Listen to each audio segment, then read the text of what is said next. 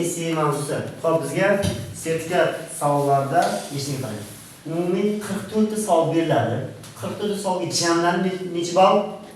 75 ballga nisbatan qo'yiladi. Dinara, erta dars ma'luming, o'sha darsda yana nima deyishing. Xo'p, 44 ta savolingizga necha ball beriladi? 75 ball beriladi. Uning ichida qarang, 40 tanchisida grammatikangiz bor, g'azalingiz bor, matningiz bor, adabiyotingiz bor, tushundingizmi? Umumiy jamlangan holda 44 savolning balli 75 ballga aniqlanadi, jamlanadi. Va keyin bizda nima bor? Esse bor, uning o'ziga beriladi 75 ball beriladi. Tushundingizmi? Ya'ni bitta dona essening qiymati mana bu qolgan 4 taning qiymati bilan teng bo'ladi. Tushundingizmi? Demak, mana bu essening qiymati balandroq. Misol uchun, g'azalingizni ja yig'sangiz, balli 20 ball bo'lishi mumkin. 20 ga bormaydi araz.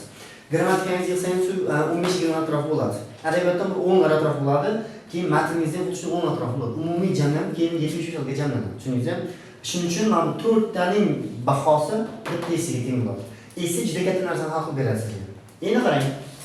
Xo'p, sizga mana bu essengiz va 44 savolingizning jamlanmasi qo'yib, rashmolga solib, tizimga solib, sizga ball chiqarib beradi. Misol uchun qarang, tasavvur qiling, 44 savoldan bitta xato chiqsin, bitta ikkita xato chiqqan taqdirda siz 75 balldan 70 ball to'pladingiz deylik.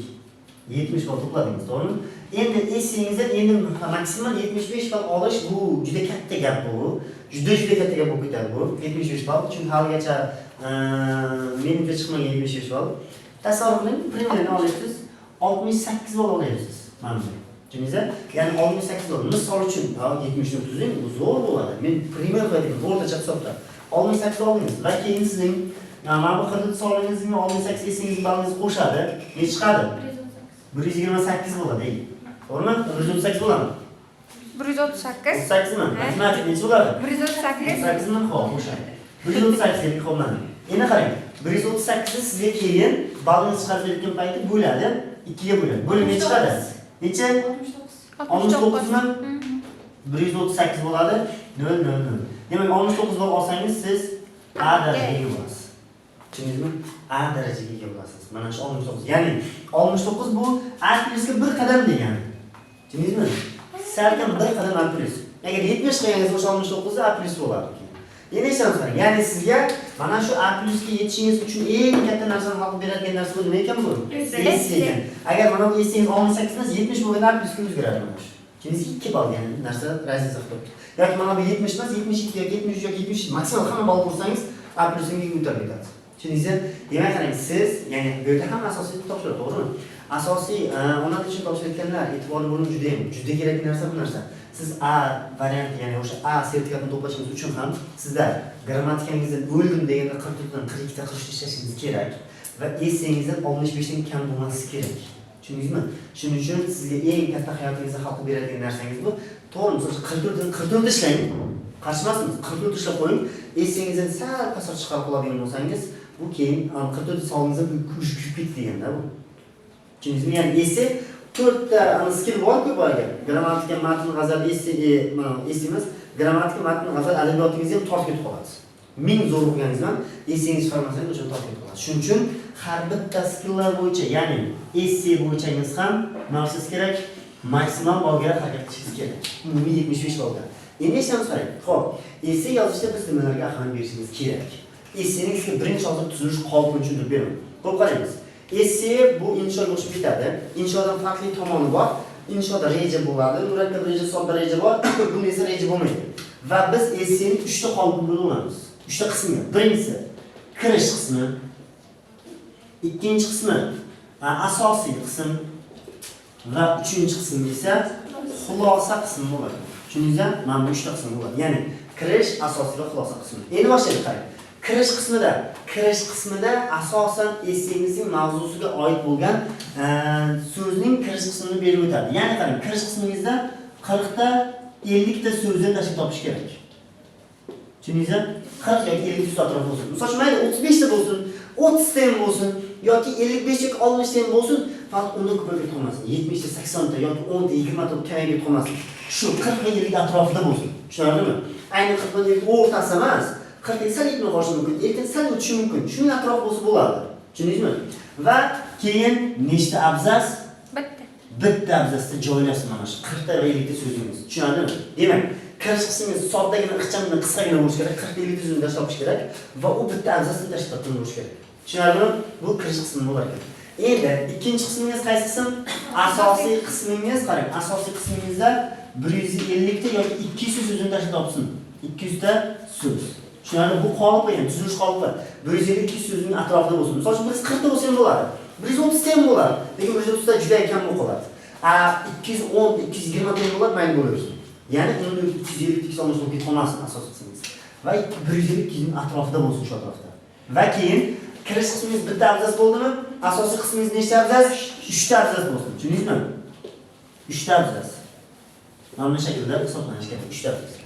Siz keyin mana 150-200 so'zni 3 ta abzasga bo'lib chiqasiz. Nechtadan tushishga qarab.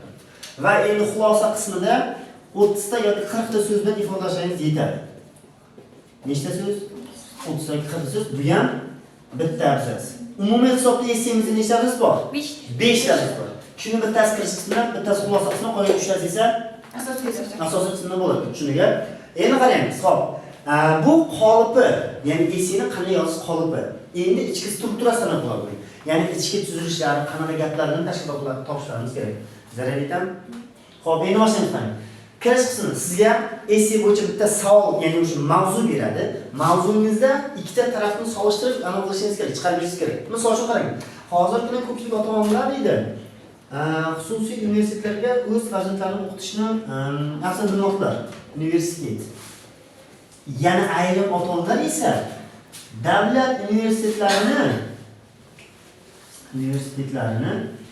afzal bilmoqdalar. Tushundingizmi? Qarang, sizga mavzungizni mana bunda beryapti. Misol tariqasida, ya'ni misolda ayrim hozir kuni ayrim ota-onalar o'z farzandlarini xususiy universitetlarda o'qishni yoqlamoqda. Yana ayrimlar esa davlat universitetlari yaxshiroq deb bilmoqdalar. Sizningcha qaysi biri qulayroq yoki yaxshiroq deb beradi. Bu mavzu bu. Tushundingizmi? Misol uchun ingliz tilidan writing yozganlar bormi?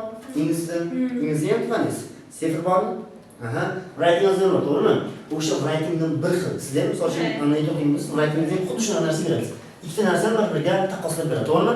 Siz o'shadan o'z fikringizni chiqarib berishingiz kerak. Xuddi shunga o'xshagan narsa, ya'ni bu o'zbekcha bo'ladi. Bu inglizcha bo'lyapti, bu o'zbekcha bo'lishi kerak ekan. Writing ruscha, o'zbekchasi, inglizcha, o'zbekchasi esa nima deyiladi bizda? Essay deyiladi. Endi boshlaymiz qarang. Siz kirish qismida quyidagi mana bu yozilgan essayingizning mavzusini o'zgartirmagan holda, ya'ni mavzuni o'zgartirmagan deganda mazmun o'zgarmas. Tushundingizmi? Mazmun qolish kerak, shaklini o'zgartirishingiz kerak. Ya'ni mana boshlaysiz qarang. Kirish qismini qanday yozaman, nimadan boshlashim kerak deb o'ylamang. Kirish qismingizni siz mana bu anoning essayning mavzusini olasiz. Tushunarli? Mazmunga boshlayapti-ku. Hozirgi kunda ayrim ota-onalar o'z farzandlarini xususiy universitetda o'qishga yoqlamoqdalar. Yana ayrimlar esa davlat universitetlarida demoqdalar. Sizningcha qaysi qulayroq deyapti. Endi shunda siz birinchi balonni o'qiyapsiz-ku, mavzuni. Miyangiz bilan kelishing, o'rtaga qo'ying. Ey miya, biz nimani yozamiz? Senda nima haqida ma'lumot bor deb o'z miyangizga savol bering. Miyangiz aytadi. Bunday o'ylab qarashimcha deydi, miya aytibdi, shu davlatga yaxshiroq deydi. Yo'q, yana aytib aytadi, yo'q, xususiy yaxshiroq deydi. Kimlarning miyasi bunaqa fikrlaydi, kimning miyasi bunaqa fikrlaydi. Kimning o'ng miyasi fikrlaydi, kimning chap miyasi xullas fikrlab keyin kelib chiqaradi. Ey deydi, ega deydi. Sen aytib mana shu davlatga yoqla yoki maxsus yoqla deydi. Sizga chiqarib beryaptimi? Endi miyangizda bor, keyin menda shu bo'yicha mana ma'lumotlar ham bor deydi. Nima uchun ustunlik bo'yicha deydi. Bo'pti deydi. Sen aytgan bo'yicha yozaman deydi va keyin sizning miyachangiz xususiy universitetdan yaxshiroq deb qoldi. To'g'rimi? Yoki boshqa birlarning miyasi davlat universitetidan yaxshiroq deb qoldi. To'g'rimi? Ko'rsanam, qaysi biri yaxshiroq? Xususiymi, davlatnikimi? Xususiy. Xususiy, xo'p. Nima uchun tayyorlaymiz unda? Xususiy universitetga tayyorlamasam birisi bo'ladi. Barramda, xo'p. Davlatniki. O'qishdan boshlandi. Davlatnikini sizgachi. Davlat. Inaxon, davlat. Layza, Mohinur, davlat, to'g'rimi? Endi qaraymiz, xo'p. Hamma joyda, misol uchun hammani fikrlash bir xil emas. Ayrimlar buni yo'qlaydi. Misol uchun xususiyning ham o'zgarishi sun'iy bor, to'g'rimi? Ayrimlar nazar bo'yicha, ya'ni ayrimlar esa davlat universitetining zo'r deydi. Haqiqatan ularning ham o'zgarishi asosiy dalillari bor. Xususiy deganlarning ham o'zgarishi dalillari bor. Endi o'shani chiqarib berishingiz kerak. Xo'p, qarang. Siz birinchi qilgan ishingiz o'sha mavzuni o'qiyapsiz-ku. Mavzu har doim ikki narsa berasiz. Yoki u yoki bu. Tushundingizmi? Siz o'sha miyangizda bo'yin majlis qilib o'shani kelishib olganingizdan keyin va siz o'sha qaysi usul o'qimoqchisiz? Misol uchun xususiy universitetmi yoki davlatmi? Misol uchun men davlatda usul o'qimoqchiman hozir. Va mana bu kirish qismiga kirish qismiga men yozib berishim kerak. Kirishni yozishim kerak. Ya'ni kirish qismingizdagi boyagi bizda tezis qo'yish degan narsa bor. O'sha tezisda sizning boyagi mavzungizni davlat universiteti ekanligini bilishingiz kerak. U bilish kerak o'qiyotgan. Masalan, tekshirib ketsangiz, tekshirib ko'ramiz shuning kirish qismiga qaraydi. Ha, demak bu davlatlikni yo'qlamoqchi ekan deydi. Yoki kimdir xususiy deb yozmoqchi bo'lganimiz, ha, kirish qismiga qarab, ha, demak bu kirish qismida boyagi umumiy mazmunda xususiy yo'qlamoqchi ekan degan xulosa kelish kerak. Va siz kirishni qanday qo'yishingiz kerak. Endi sizga o'rgataman. Xullas, hozirgi kunda ota-onalar xususiy universitetlarni yoqmoqda, ya'ni aytmaringizda universitet yashab deb bilmoqda. Sizningcha qaysi bir qulay deydimi? Endi kirish qismini boshlaysiz. Kirish qism asl mana bu mavzudan chetlashmagan holda mana bunday boshlanadi. Qarang, jimjimador so'zlar bo'ladi-ku.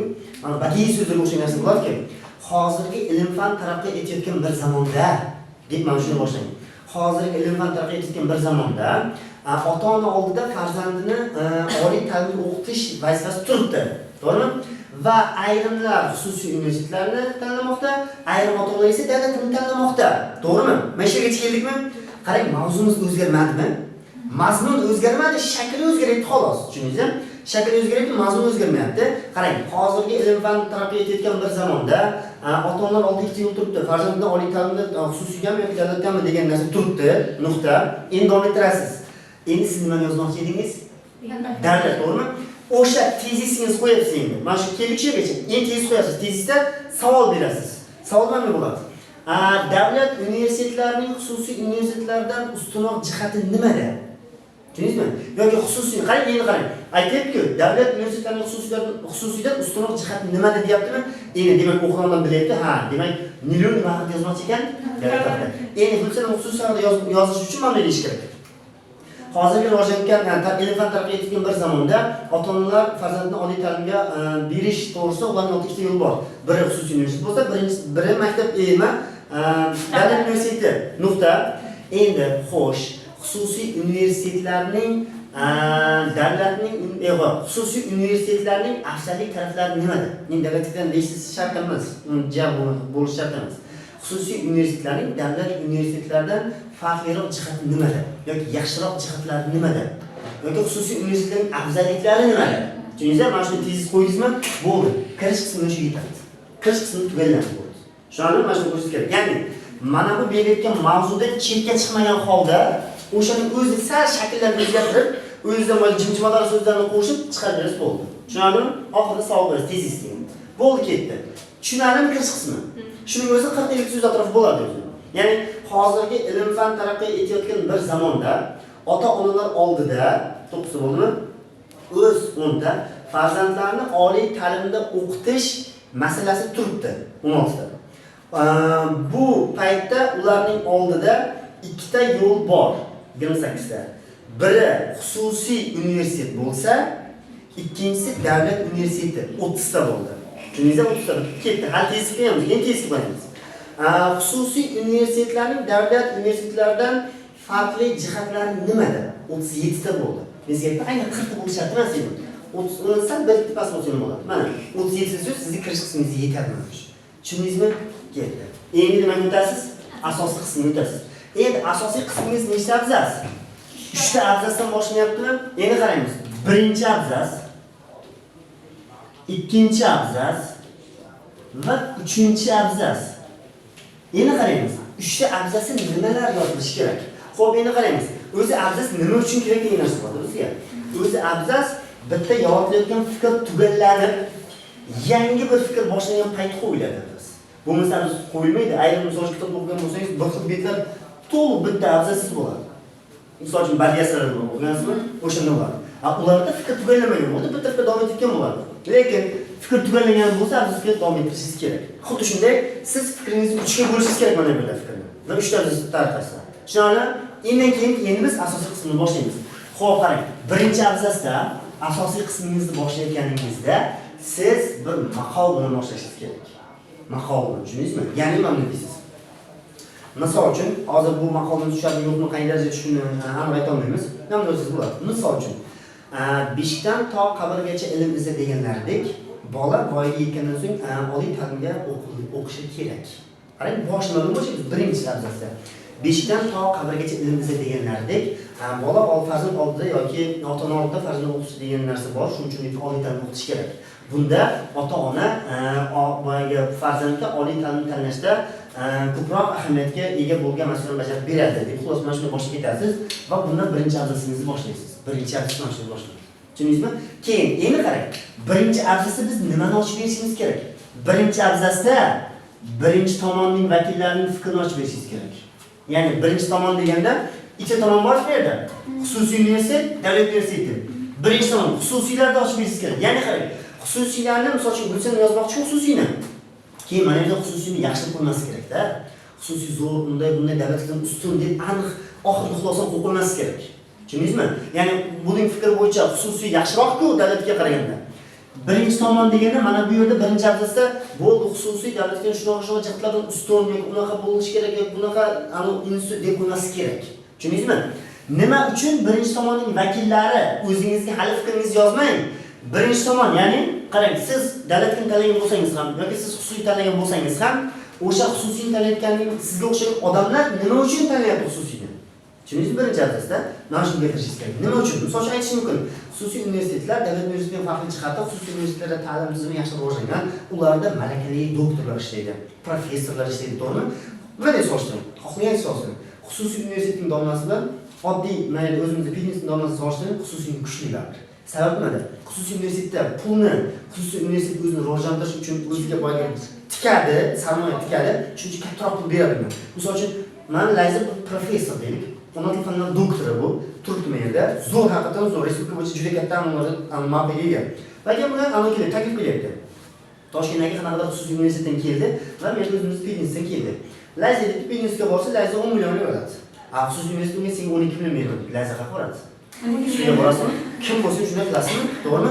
Xuddi shunaqa narsa bor-da yerda. Ya'ni haqiqiy professor katta boyga o'zining fanning egalari, haqiqiylari xususiyda hozir dars beradi. Ham zo'r sharoit, davlatning sharoitlarini zo'r bilsiz ekan xususiylarga. Zamonaviy Yevropa stilida bo'lyapti hamma. Shuning uchun ularda ham sharoit zo'r, ham pul yaxshi beriladi, ham o'quvchilarning nimadirlari ham narsalar bor, o'zining ichki nimadirlar bor.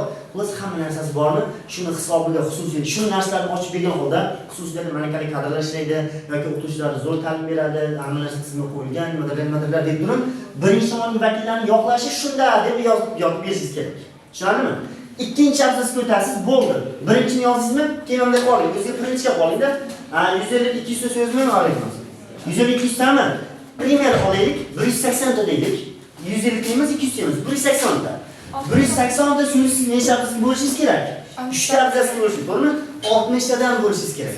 Aynan 60 ta emas. Masalan, mana bunga 50 ta yozing, bunga 70 ta yozing, bunga 60 ta. Yoki mana bunga 70 ta, bunga 50 ta, bunga 60 ta yozing. Xullas, ana bir xil 30-40 ta yoki mana bu birinchining o'ziga 150 ta so'z yozsangiz, ikkidan uchingizga bo'lib joy sig'maydi sizga. O'sha siz plan bajarib qo'ygan bo'lasiz birinchidan. Tushundingizmi? Shuning uchun o'zingizga miyangizga bo'lingki, qolipda mana bu 150-200 atrofidagi so'zni 3 qismga bo'lishingiz kerak. Shunday qilingki, sizda ma'lumot juda ko'p xususiylar yoki davlat bo'yicha siqib kichiraydi o'sha narsa. Va aniq lo'nda ma'lumotlar qolishi kerak. Tushunarlimi? Bir yozasiz. Ikkinchi abzasni boshlaysiz. Ikkinchi abzasda ikkinchi tomonning fikrini yozasiz. Qarang, siz mayli xususiy taraf bo'lyapsiz-ku, bilsam, xususiy bo'lganingiz bilan, lekin siz davlat universitetlarining ustunligini yozishingiz kerak. Siz misol uchun davlatni yoqlayapsizmi? To'g'rimi? Davlatni yoqlaganingizda bilan siz mana bu xususiyning ham ustunligini yozishingiz kerak. Tushundingizmi? Qanday yozasiz? Birinchi tomonning vakillari nima uchun uni yoqlashini yozasiz. Tushundingizmi? Uni yaxshilab, mana o'zingizning davlat deganingizni qo'lga tashlamang bu yerda. Nima uchun mana ayrim odamlar xususiyni tanlamoqda? Chunki xususiyda shunaqa narsalarga qarab ular shu tarafga uchmoqda deyishingiz kerak. Tushundingizmi? Va endi ikkinchi davlat keyinda, ikkinchi qarang keyin birdan ikkiga o'tayotgan payti ikkining boshini ham bir qanaqadir ibora bilan boshlashingiz kerak. Ya'ni qarang. Tanganing ikkinchi tarafi bor deganlaridek, davlat universitetining yozuvchilari ham bor deb turib, boyagi shu mavzuga to'g'ri keladigan mana shunday bir-biriga teskari maqolga to'g'ri keluvchi boyagi iboralar topishingiz kerak. Yoki guruch kurmasi bo'lmaydi deganlaridek, jamiyatimizda bu tarafdan shaxslar ham bor. Tushundingizmi? Bu ayni men hozir aytgan guruch kurmasi to'g'ri kelmaydi, bu to'g'ri kelmaydi. Lekin shunga o'xshagan mana o'g'irib boradigan narsalarni topib qo'yishingiz kerak. Bu birinchidan essining mantiqiyligini ham oshiradi. keyin yozayotgan o'quvchining ham boyagi fikrlash doirasi kengayib beradi. Tushundingizmi? Ikkinchisini boshlashingiz kerak. Va endi ikkinchi tomonning vakillari, ya'ni davlat universitetlari nima uchun ko'pchilik tanlaydi? Nima uchun respublikamiz bo'yicha misol uchun 1 millionta o'quvchi bo'ladigan bo'lsa, shuning 700 ming, 800 ming davlatga kiradi, 100 ming, 200 ming xususiyga kiradi. Nima uchun juda ko'p aksariyat insonlar davlatni tanlaydi? Siz o'shani yoritib berishingiz kerak. Hali shu yergacha davlatga yaxshilab qo'ymang. Hali siz yaxshilash joyi hal kelgani yo'q. Shunchaki birinchi tomon nima uchun tanlayapti? Ikkinchi tomon nima uchun buni tanlayapti ikkinchisini? Ya'ni davlatni. Ya'ni birinchisi nima uchun xusus tanlayapti? Shuni yoritib berish kerak. Ya'ni birinchi tomon shu bo'lgan uchun uni tanlaydi. Ikkinchisi davlat nomini deb bilish kerak. Boyagidek tangan ikkinchi taraf bor deganlaridek, xususiy davlat universitetlarida ham yoquvchi shaxslar topiladi. Chunki davlat universitetlarida ularning o'ylash bo'yicha nima deyishingiz kerak? Tizim asosi yo'lga qo'yilgan, ishonchli va uni bitirgandan so'ng qanaqadir ishga kirsa bemalol bo'ladi. Ularning diplomi O'zbekiston bo'yicha har xil joylarga o'ta oladi bemalol va xalq ishonchidan o'tib kelgan. Xususiy universitetlar esa hali ishonchga kirgani yo'q sizga, to'g'rimi? Xususiy universitetdan bitirib kim zo'r ishga kirganini eshitdingiz hali shungacha? Yo'q, hali ishonchga kirgani yo'q. Shuni hisobiga ikkinchi taraf vakillari deysiz, mana shu taraf davlatni yoqlayapti deb qo'yishingiz kerak. Tushunadimi? Ular sharoitga emas, kelajakka qaraydi. Kelajakda davlat universitetini bitirganlar 100% ishli bo'lishi aniq. Tushundingizmi? Qayerga kirsa, nimadir qilgan. Xususiylar lekin hali aniq emas.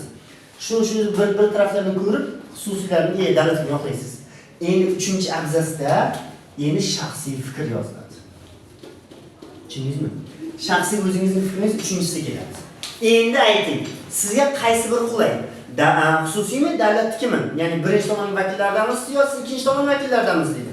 Va endi siz o'shani aytishingiz kerak. Xullas, 3-abzas kelganda bo'ldi. Yana abzasdan boshlashingiz kerak. Ikkinchi tomon tugatib olisizmi to'liq? 3ni boshlaysiz. 3ni boshlaganda endi ayting. Ya'ni siz o'zingizning fikringizda boyagi ikkala taraf qarang, mana bunday boshlashingiz kerak. Ikkala tarafning ham fikrini inobatga olgan holda, tushundingizmi? Ikkala tarafning fikrini inobatga olgan holda, xususiy davlatni yoqlamasimiz, davlat universitetlari xususiylardan farqli, yo'q, xususiy deylik. Xususiy universitetlar davlat universitetlaridan farqli jihati shundaki, xususiy universitetlarda boyagi davlat universitetlarida qarang, xususiyning bitta ustun tarafi shundaki, davlat universitetlarida eski tizim qolib ketgan, hali shu kungacha. Hattoki o'qituvchilar bor ekan, men sizga aytaman, misol uchun o'zbek tili yo'nalishlarimiz, ayrim o'qituvchilar nima deydi, o'zining fanni yaxshi bilmaydi. Tushunasizmi? Ya'ni bizda misol uchun fonetika degan fan bor, morfemika degan fan bor, leksikologiya degan fanlar bor. Vaqt institutga kirganlardan o'tasanlar. Hattoki ayrim o'qituvchi o'sha narsani to'liq o'zi mukammal bilmaydi. Sabab esini chiqib qolgan. Har insonlar 50 ga 60 ga kirgan odamlar dars berayotgan insonlar, ayol o'qituvchilar, erkak o'qituvchilar dars beryapti, o'zining fani esini chiqib ketib qolgan. Shuni hisobiga boyagi davlat universitetlarining zaifroq, ya'ni pastroq tomoni shunda deb turib, xususiyni yaxshilab chiqarib bersa bo'ladi, o'zining shaxsiy fikrini. Shu tarafdan misol uchun xususiyning bunga yoqqandir. Ya'ni davlat universitetlarida boyagi ta'lim tizimining sanosi darajasi pastroqligi va xususiylarning boyagi ta'lim tizimini yaxshiroq berishi degan joylari unga yoqqan bo'lishi mumkin. Shuning uchun shaxsiy fikrga shuni yozing. Keyin shaxsiy fikringizda hech qachon birovning fikrini yozmang, o'zingizni yozing. Tushundingizmi? Birovning yozsangiz birovning qoladi. Chunki mana bitta ikkita joylarda o'yib qolsa, siz o'zingiz shaxsiy fikringizni nimadir deyotgan bo'lasiz, keyin birovning fikrini yozgan bo'lsangiz, u tez mos kelmay qoladi. Chunki teskari bo'lib qoladi. Shuning uchun shaxsiy fikringiz bo'lsin. Va endi xulosaga kelganingizda xulosani quyida boshlaysiz. Xulosa o'rnida shuni aytish kerakki, xulosa o'rnida shuni aytish joizki, mana shunday boshlang. Tushundingizmi? So'nggi so'z o'rnida shuni aytish mumkinki, tushundingizmi? Xulosani boshlang. Endi xulosa lo'nda qisqagina bo'lsin. Tushundingizmi? Bitta jumla yetadi, bitta uzoqlik ikkita jumla yetadi. Keyin qarang, xulosada siz shaxsiy fikringizdagi yoki misol uchun xususiyni yoqlayapti-ku, birinchi tomon xususiy edi. Xususiydagi shaxsingizdagi yozgan fikr mayli takrorli bo'lib qolmasin. Juda ko'p abituriyentlar shunaqa narsa kuzatiladi. Ya'ni eshitib topshirib chiqqanlarda, ya'ni ustoz men zo'r yozib endi, hamma narsaga qolipga tushirdim, bunday qildim deydi, lekin to'g'ri qolipga tushgan fikrlar zo'r belgilangan. Fikr takrori degan narsa bor-da. Fikr takrori. Mayli fikr takrori, so'z takror bo'lmas kerak hattoki.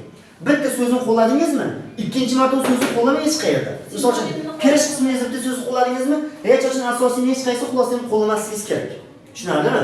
Bitta misol uchun, masalan dedingizmi? Masalan deb ham so'z qo'lladingizmi? Ya'ni ma'nosi borku. Hech qachon qo'llamay qolgan paytlarda. Bo'ldi.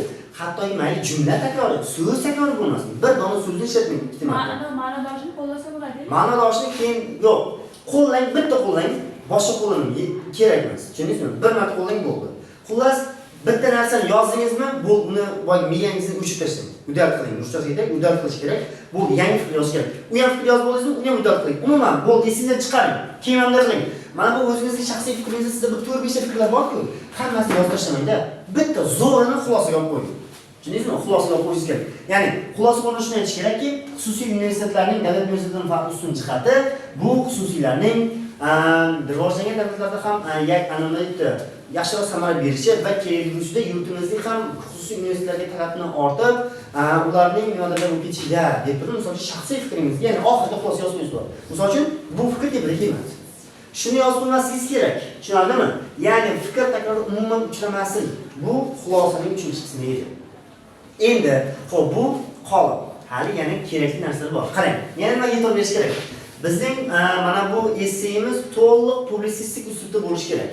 Publisistik uslub bizda 5 uslub bor. So'zlash uslubi, ko'cha-ko'cha so'zlashasiz-ku. Umuman kerak emas. Unaqa narsani qo'llamang. Esseyning boyiga mantiqligini tushunib tashlaysiz. Va ba'zi deb qo'yasiz. Ilmiy uslub, ilm fanga oid ma'lumotlar bor, kerak emas. Badiiy uslub, badiiy asar kerak emas. Rasmiy uslub, boyiga davlat ishlaridagi umuman kerak emas. Bizda bitta kerak mana bu 5-uslub, publisistik uslub. Publisistik uslub ommaviy axborot vositalaridagi boyagi suxandonlarning, boyagi nima deydi, boshlovchilarning, notiqlarning so'zlari bor-ku, shular yoki undan tashqari gazeta va jurnallardagi maqolalar, ilmiy ishlar borki, yangiliklar, o'shalar publisistik uslub deyiladi. Xuddi siz faraz qiling, essay yozyapsizki, o'zingizni bir jurnalistik tasavvur qiling. Jurnalistlar yoki siz notiqsiz, qanday gapirib beradi o'sha mavzu bo'yicha, xuddi shuni ochib berishingiz kerak. Tushundingizmi? Yana o'sha publisistik bo'lish kerak. Keyin yana ko'pchilik zo'r yoritadi, qolib tushadi, fikrlar keladi, zo'r, dahshatli nima. Lekin bitta narsalar qarang, ball bosib qoladi, mana bu yozadi. To'g'rimi? Sizning yozuvingizni chiroyiga e'tibor bermaydi, lekin yozilishiga e'tibor berasiz. Chiroyiga emas, yozilishiga. Ya'ni mana bu bosma harf bor-ku, sizning eng katta dushmaningiz bu. Tushundingizmi? Siz uni mana buni yozing, to'g'rimi? Va keyin qo'shib yozishingiz kerak. Qo'shib so'zlarni, birinchi to'g'rilikdan qo'shib yozib, hamda qarang.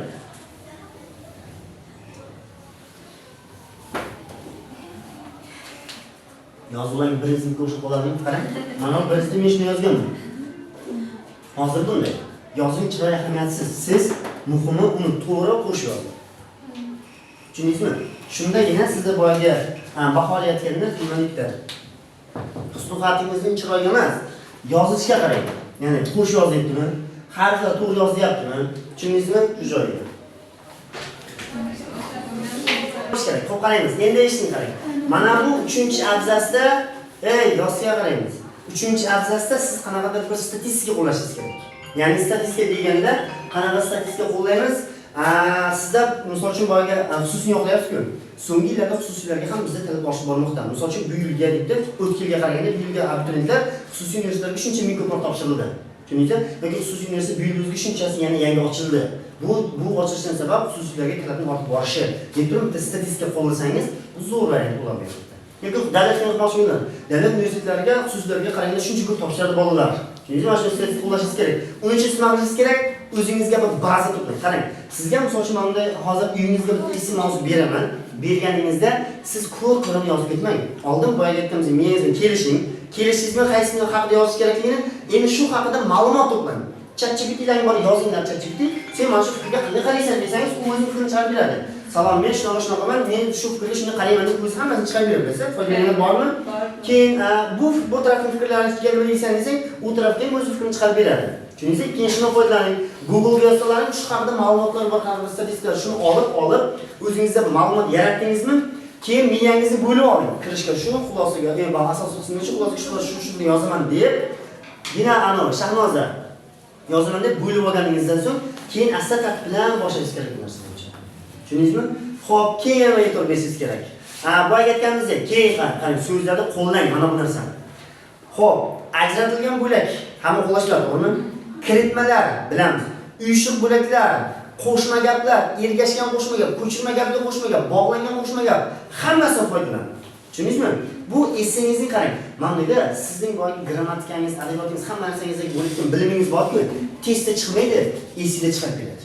Chunki siz esida mustaqilroq gap yozasiz-ku, o'sha gaplaringizni o'zingiz virgullarni tashkilab qo'yasiz, tirilarni qo'yasiz, o'sha gap mustaqilroqda ajratgan bilan qo'shtirasiz.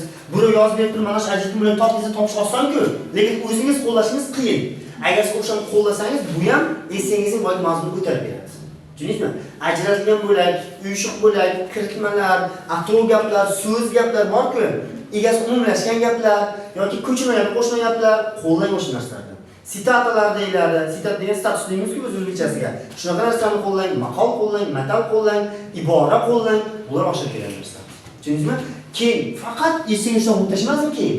Bitta yetadi. Misol uchun, men sizga bergan hammasini qo'llang. Bitta ajratgan bo'lib, bitta ko'chmalar qo'shmay, bitta kiritmagan, ya'ni nimadan qo'llang, bu 400 yetadi. Tushundingizmi? Ya'ni gapning juda sodda bo'lib qolmasin, ya'ni u uyga bordi, yuz qo'lni yuvdi, darsini qildi, yotib uxladi. Yo'q, bu juda katta xato narsa. Tushundingizmi? Uni siz qo'shma gap qilib, bir-biriga bog'lab kattaroq gap shakllantirishingiz kerak. Ya'ni gapning tuzilishini shakllantirishingiz kerak. Agar shuni qilsangiz, ha, demak bu bola deb yozish yaxshi bilar ekan, mana bu so'zlarni o'z o'rnida qo'llashni bilar ekan degan narsa paydo bo'lib, va o'qiyotgan odamda keyin boya tekshirganimda sizga nisbatan ilg'oroq fikr uyg'onadi va balingizga ham shunga ta'sir qiladi narsalar. Tushundingizmi? Shu joylarga yaxshi e'tibor qarating. Keyin xo'p, yozganingizda boya yetlablarga aytdim, sizlarga ham aytaman. Aura degan narsa bor, bilasizmi? Aura degani qobiq degani. Bizda ham aura deydiku bizda. O'sha aura qobiq degani. Siz qobiqning ichida qolib ketmang mana bunday sizga. Ya'ni nima? Hamma bir xil fikrlaydi, to'g'rimi? Misol uchun 100 ta inson bo'ladigan bo'lsa, shuning 99 tasi bir xil fikrlaydi. Ya'ni nima deydi? Misol uchun qaranglar. Aytadi, davlat universitetlarida ustunlik jihati shundaki deydi, boyagi davlat universitetlari kelajakda diplom o'tadi, yaxshi ish berishing bo'ladi, xususiylar ishonchsiz, bunday deydi. Hamma shuni yozadi. 100 odamning 99 tasi.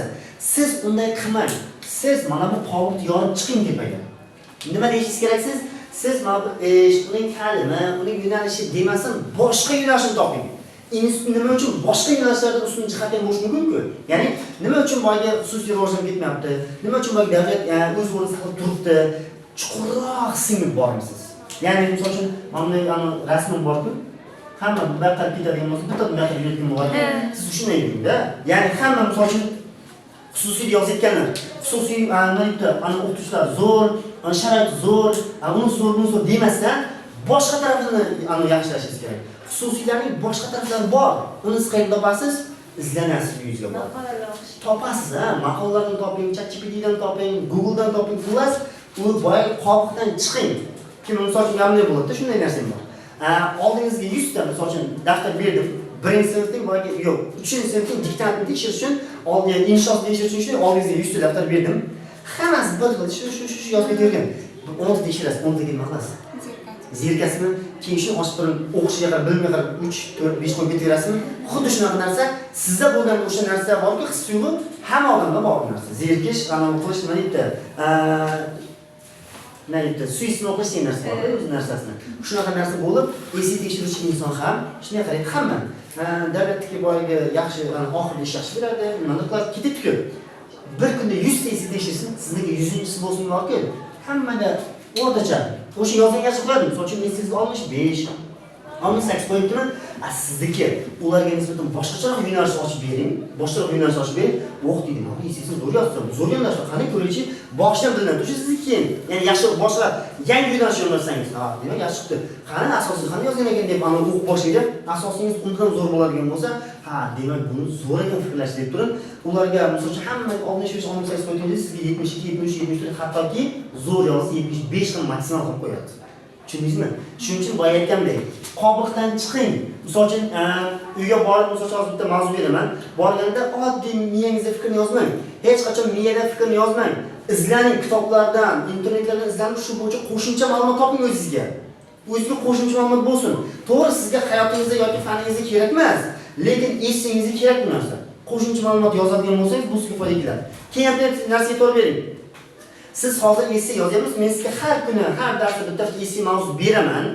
Berganingizda o'sha mavzu bo'yicha bitta yozasiz, ma'lumot yozasiz, bitta essay yozasiz va keyin bu essayga shunchaki ko'rona, oddiy yondashmang hech qachon. Tushundingizmi?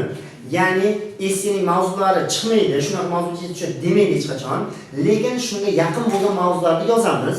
Ya'ni qarang, misol uchun noyabr oyida tushgan esseni biz o'quvchilar bilan 2 kun oldin yozgandik. Misol uchun yakshanba kuni imtihon bo'lyapti. Biz juma kuni o'sha mavzuga yozgan edik.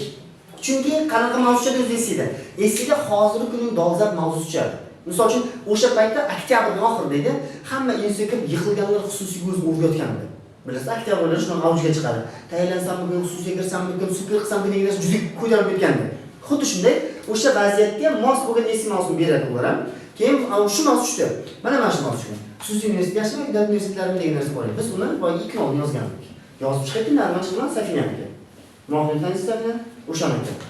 Undan tashqari kecha yangi atrofida endi u narsalar bosiladi-ku o'sha dekabrga kelib. Endi mana bu narsa tushdi. Kredit insonlarning og'ir yengilliklarini yoki insonlarning anovga qo'lga botoqliga chorlaydi degan narsa bor. Chunki kredit to'y haqida ikkita smenada tushgan. To'y hamda smenada to'y tushyapti. To'ylar hozirgi kunda to'ylar davrlanib ketmoqda.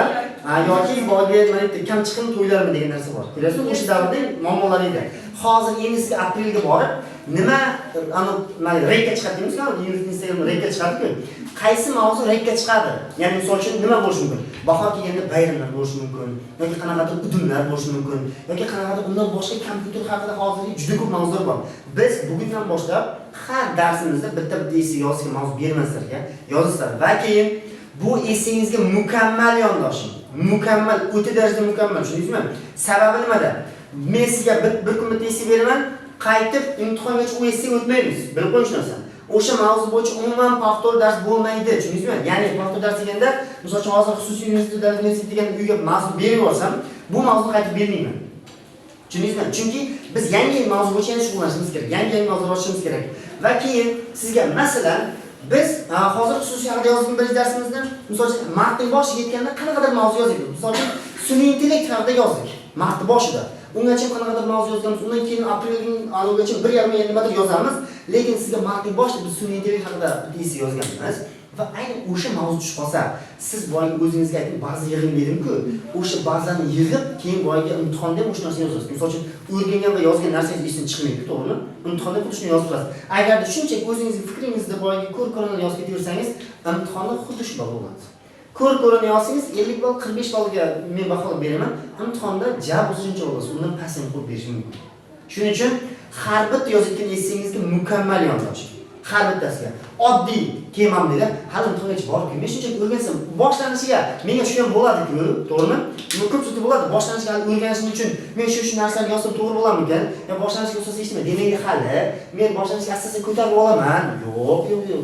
Bu katta xato chiqarmi, tushundingizmi? Bu aytgandek, bitta mavzuni boshqa qayta yozmaymiz. Aynan o'sha siz shunchaki yozgan mavzungiz bo'yicha tushib qolsa nima qilasiz keyin? Ko'ryapsizmi? Shuning uchun o'zingizga ba'zi yig'ing haqida. Bitta mavzu berdimmi, shu narsa mening imkoniyatim, balki tushib qolar menga. Tushadi, misol uchun hozir men sizga bitta mavzu beraman, balki shu testda, boshqa essingizga.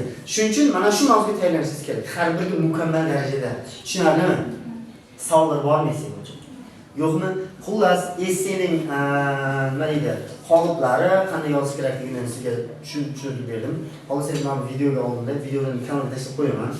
Ko'rsangiz ham bo'ladi. Qaytadan va keyin uyga topshiriq berilganda o'sha asosda qoidalarga bo'ysungan holda yozishingiz kerak. Tushunarlimi? Tugatyapman.